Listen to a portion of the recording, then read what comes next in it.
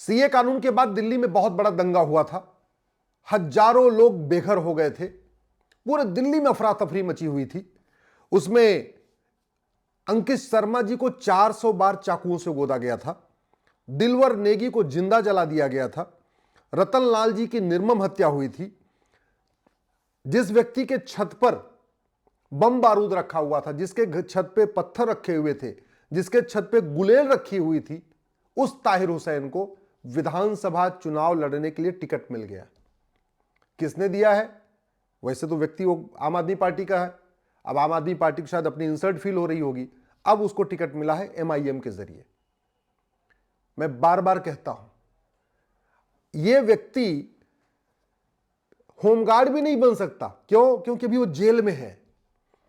यह ताहिर हुसैन जो जेल में बंद है, दिल्ली दंगों का मास्टरमाइंड है, वो होमगार्ड भी नहीं बन सकता, चपरासी भी नहीं बन सकता, सिपाही की दौड़ में शामिल नहीं हो सकता, लेकिन वो जेल में रहते रहते विधानसभा का टिकट ले सकता है। विधानसभा में जीत जाए तो आके शपथ ले सकता है और फिर वो सांसद, वो विधायक भी कहलाएगा। जेल में रहते रहते इसको वेतन भी मिलेगा, भत्ता भी मिलेगा, गाड़ी भी मिलेगा, बंगला भी मिलेगा। और हो रहा है। दो लोग लोकसभा जीत के आए, एक कश्मीर से एक पंजाब से, दोनों सांसद हो गए, जेल में हैं, लेकिन शपथ लेने के लिए उनको छूट मिली, आए शपथ लिए, फिर जेल चले गए। वेतन उनको आज भी मिल रहा है, भत्ता आज भी मिल रहा है, पूरी सुविधा उनको आज भी मिल रही है। ये अलग बात है कि वो जेल में है इसलिए वो फ्री रेल टिकट वाला पास उनका बेकार जा रहा है। तो वही हाल ताहिर हुसैन का हो रहा है।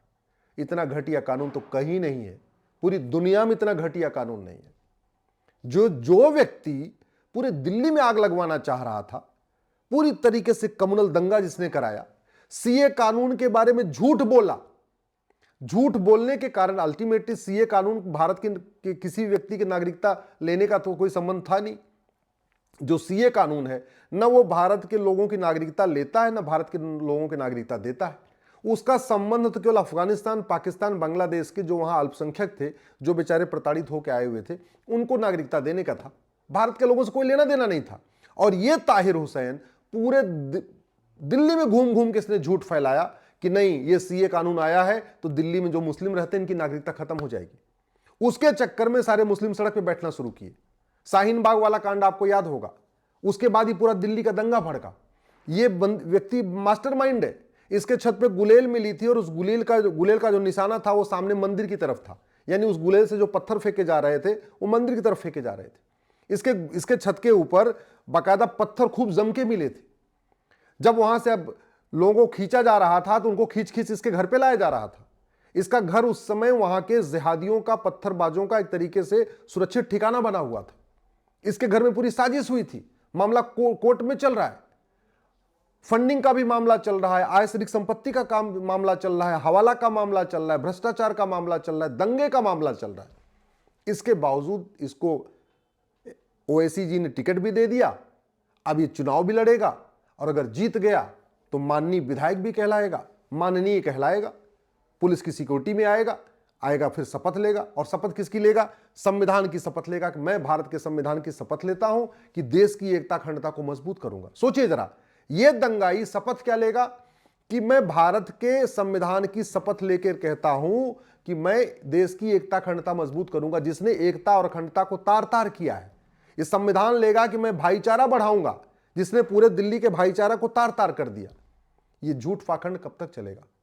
मैं माननीय प्रधानमंत्री से, माननीय गृह मंत्री से निवेदन कर रहा हूं, इलेक्शन रिफॉर्म करिए। ये 1951 का जो नेहरू जी का कानून है, रिप्रेजेंटेशन ऑफ पीपल एक्ट, ये सड़ा हुआ है। इस सड़े हुए कानून के कारण माओवादी भी चुनाव लड़ रहे हैं, नक्सली भी चुनाव लड़ रहे हैं, जिहादी भी चुनाव लड़ रहे हैं। वो बंगाल का शाहजहां शेख भी चुनाव लड़ रहा था, जिसका पता चला वो तो बांग्लादेशी था। इस 1951 में कोई न मिनिमम क्वालिफिकेशन है, ना कोई मैक्सिमम एज लिमिट है, ना ये भी लिखा हुआ है कि हाँ एक व्यक्ति 2 जगह से चुनाव नहीं लड़ सकता।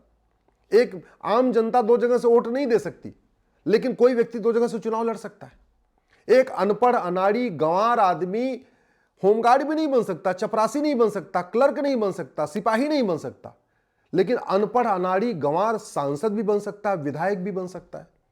एक गंवार आदमी शिक्षक नहीं बन सकता, टीचर नहीं बन सकता, लेकिन वो शिक्षा मंत्री बन सकता है। एक गंवार आदमी जो है वो क्लर्क नहीं बन सकता, वित्त मंत्री बन सकता है। एक गंवार आदमी होमगार्ड नहीं बन सकता, सिपाही नहीं बन सकता, लेकिन वो गृह मंत्री बन सकता है। ये कानून हम क्यों अपने पास रखे हुए? क्या भारत में पढ़े लिखे लोगों की कमी है? अरे ये कानून 1951 में तब बना था, उस समय लोग अपनी पढ़ाई लिखाई छोड़ के सब आज़ादी के आंदोलन में लग गए थे। उस समय कंडीशन तय की गई थी कि भाई ठीक है, अभी मिनिमम क्वालिफिकेशन रखेंगे तो बहुत सारे लोग जिन्होंने पूरी जिंदगी अपना जीवन खपा दिया है इस पूरे फ्रीडम मूवमेंट में, वो बेचारे चुनाव नहीं लड़ पाएंगे, तो इसलिए मिनिमम क्वालिफिकेशन नहीं रखेगी। बाबा साहब अम्बेडकर कहते थे कि मिनिमम क्वालिफिकेशन होना चाहिए, मैक्सिमम एज लिमिट होनी चाहिए, अच्छे चरित्र के लोग राजनीति में आने चाहिए। अच्छे चरित्र का मतलब ऐसे दंगाई आएंगे, हैदराबाद में एक दंगाई, यहां दिल्ली में एक दंगाई, बंगाल में एक दंगाई, ऐसे कितने, आपके पंजाब में एक दंगाई, कश्मीर का एक दंगाई, ऐसे ऐसे लोग चुन चुन के आ रहे हैं। और चूंकि टिकट मिल जाता है तो लोगों के पास सामने दुविधा हो जाती है। कई बार ऐसा होता है पार्टी अच्छी होती है लेकिन कैंडिडेट घटिया होता है। अब वो सोचते हैं मैं कैंडिडेट को देखूंगी, पार्टी को देखूं, तो पार्टी देख के वो दे देते हैं, वोट दे देते हैं। कई बार ऐसा होती है पार्टी घटिया होती है, कैंडिडेट अच्छा होता है, तो आम जनता तो इस बात में परेशान है कि मैं कैंडिडेट को देखूं या पार्टी को देखूं, किसको देखूं। तरीका इसका यही है, इलेक्शन रिफॉर्म किया जाए, जुडिशियल सिस्टम को ठीक किया जाए। और पहली बात, जिन लोगों के खिलाफ गंभीर मामलों में, रेप के मामले में, मर्डर के मामले में, दंगे के मामले में, बलात्कार के मामले में, भ्रष्टाचार के मामले में, कालाधन हवाला के मामले में, जिनके खिलाफ कम से कम कोर्ट ने चार्ज फ्रेम कर दिया है, उनको तो चुनाव लड़ने से रोक देना चाहिए। मेरी पीआईएल सुप्रीम कोर्ट में पेंडिंग है, 4 साल से पेंडिंग है, अभी तक जवाब नहीं आया है। हमारा यह कहना है, चलो एफआईआर फर्जी हो सकता है, चलो एक भी मान लिया कि शिकायत फर्जी हो सकती है, एफआईआर फर्जी हो सकता है, पुलिस जांच भी फर्जी कर सकती है, चार्जशीट भी फर्जी बन सकती है, मतलब गलत प्रभाव में बन सकती है। लेकिन जब चार्ज फ्रेम हो गया, चार्ज फ्रेम के पहले तो जज दोनों पक्षों को सुनते हैं, थोड़ा दिमाग लगाते हैं और फिर तय करते हैं कि मुकदमा चलाने लायक है कि नहीं है, चार्ज फ्रेम हो, इसमें कौन कौन सी धाराएं चलेंगी। कम से कम चार्ज फ्रेमिंग के स्टेज पे तो रोक देना चाहिए। और अगर हम ये नहीं कर सकते तो हमें जस्टिस विद इन ये लागू करना चाहिए। भाई 2020 में दंगा हुआ था, अगर 2021 में इस ताहिर हुसैन को सजा हो गई होती तो चुनाव नहीं लड़ पाता ना, सजा याफ्ता हो जाता, तो सजा याफ्ता लोगों के चुनाव लड़ने पे बैन है। और उसमें भी 1951 का नेहरू वाला कानून महाघटिया है। सजा याफ्ता लोगों के चुनाव लड़ने पे केवल 6 साल का बैन है, और सजा याफ्ता तब जब उसको 2 साल से ज्यादा की सजा हो। एक आम आदमी को अगर 2 दिन की सजा हो जाए तो जिंदगी में कभी सरकारी नौकरी कर ही नहीं सकता। आम आदमी को मात्र 48 घंटे की सजा हो जाए, 2 दिन की सजा हो जाए, तो जिंदगी भर, बाकी अधिकारी तो छोड़ो, ड्राइवर भी नहीं बन सकता, क्लर्क भी नहीं बन सकता, होमगार्ड नहीं बन सकता, चपरासी नहीं बन सकता। और वहीं दूसरी तरफ सांसद विधायक को 2 साल तक की सजा होगी तो भी कोई बैन नहीं होगा। जब 2 साल से ज्यादा की सजा होगी तो बैन कितना होगा? मात्र 6 साल का, मात्र 6 साल का। ऐसा अत्याचार हम क्यों आगे बढ़ा रहे हैं? इसलिए मैं कहता हूं, अगर भारत को बदलना है तो केवल अंग्रेजी कानूनों को नहीं बल्कि कांग्रेस के कानूनों को भी बदलना पड़ेगा। अंग्रेजों ने तो सारे के सारे कानून भारत को बर्बाद करने के लिए बनाए, सारे के सारे कानून डिवाइड एंड रूल के लिए बनाए, लेकिन कांग्रेस ने कोई ढंग का कानून बनाया नहीं। ये 1951 का जो रिप्रेजेंटेशन ऑफ पीपल एक्ट है, अंग्रेजों के कानून की फोटोकॉपी है, कॉपी पेस्ट है, ये कोई बदलाव नहीं हुआ है।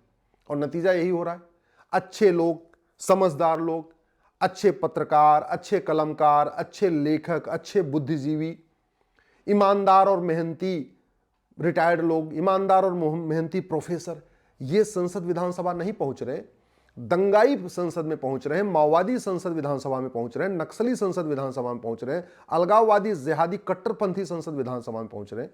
इसलिए मैं माननीय प्रधानमंत्री से निवेदन कर रहा हूं कि एक बार इलेक्शन रिफॉर्म के ऊपर चर्चा करिए। 1 नेशन 1 इलेक्शन जब होगा तब होगा, उसके लिए तो संविधान में संशोधन करना पड़ेगा, उसके लिए 2/3 बहुमत चाहिए। इलेक्शन रिफॉर्म के लिए तो सिंपल मेजॉरिटी चाहिए। मिनिमम क्वालिफिकेशन तय करने के लिए 2/3 बहुमत नहीं चाहिए, मैक्सिमम एज लिमिट तय करने के लिए 2/3 बहुमत नहीं चाहिए, भारत में जस्टिस विद इन ईयर लागू करने के लिए 2/3 बहुमत नहीं चाहिए, नार्को पॉलीग्राफ ब्रेन मैपिंग कानून बनाने के लिए 2/3 बहुमत नहीं चाहिए, सब सिंपल मेजॉरिटी चाहिए 50, और सिंपल मेजॉरिटी है।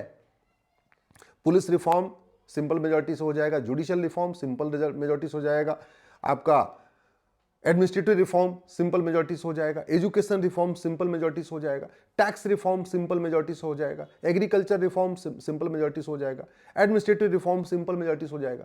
तो कम से कम जो जो काम सिंपल मेजॉरिटी से हो सकते हैं जिससे भारत की स्थिति बदलेगी, भ्रष्टाचार अपराध कम होगा, अच्छे लोग राजनीति में आएंगे, अच्छे लोग आएंगे तो अच्छा कानून बनाएंगे। नहीं तो ऐसे दंगाई आएंगे तो ये तो अच्छा कानून बनाएंगे नहीं, ये तो दंगाई आएंगे 5 साल में अपना बढ़िया मस्ती करके जाएंगे और 5 करोड़ लगाएंगे और 50 करोड़ कमा के जाएंगे। दंगाइयों का तो मेन उद्देश्य राजनीति में आने का है कि भैया हमको फूल माला मिलती रहे, माइक मंच मिलता रहे, भाषणबाजी करते रहे, और उनका कोई भारत को बदलने के लिए तो आते नहीं हो संसद विधानसभा में। इसके लिए मैं प्रधानमंत्री से निवेदन कर रहा हूं, इलेक्शन रिफॉर्म पे गंभीरता के साथ चिंतन करिए। बहुत सारे इलेक्शन कमीशन के सुझाव हैं जो आज तक लागू नहीं हुए। वेंकटचलैया कमीशन के बहुत सारे सुझाव हैं, आज तक नहीं लागू हुए। ला कमीशन के बहुत सारे सुझाव हैं, आज तक नहीं लागू हुए। और इलेक्शन रिफॉर्म पे मेरी बहुत सारी PIL है जिसमें मैंने बहुत अच्छे अच्छे आइडिया दिए हैं, उस पर भी सरकार ने जवाब नहीं दिया। तो कम से कम इलेक्शन रिफॉर्म करिए जिससे भारत की राजनीति का शुद्धिकरण हो।